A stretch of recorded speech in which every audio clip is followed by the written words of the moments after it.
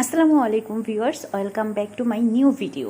আজকে আমি দেখাবো আপনার শাশুড়ির জন্য কচুর লতি রান্না। এই রান্নাটা আপনি একদিন আপনার শাশুড়ি মাকে রেঁধে খাওয়াবেন, তাহলে দেখবেন আপনার গুণগান কত গেয়ে বেড়ায়। কচুর লতি রান্না করার জন্য আমি প্রথমে পেঁয়াজ কুচি, কাঁচামরিচ কুচি আর সিদ্ধ করা শুটকি, যেটাকে ছুরি শুটকি বলে, সেটাকে আমি ভেজে নিয়েছি ভালো করে।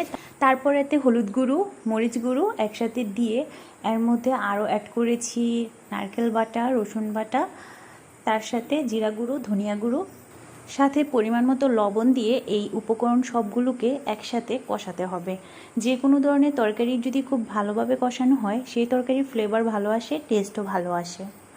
এরপর এর সাথে ব্লেন্ড করা টমেটো দিয়ে দিব, সাথে হচ্ছে কচুর লতি যেগুলোকে রেখেছি কেটে সেগুলো, আর এর সাথে আমি দিয়েছি কাঁঠালের বিচি। আপনারা চাইলে কাঁঠালের বিচি স্কিপ করে এখানে আলু ব্যবহার করতে পারেন।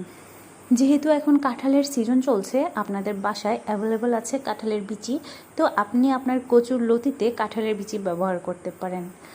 সবশেষে কালারটা এরকম এসেছে, আপনি চাইলে কালারটাকে আরও লাল করতে পারেন, আর লালচে করলেই কচুর লতিটা আরও বেশি টেস্ট হয়। যতক্ষণ না পর্যন্ত একটা সুন্দর কালার আসে আর হচ্ছে তেলটা ছেড়ে দেয়, ততক্ষণ পর্যন্ত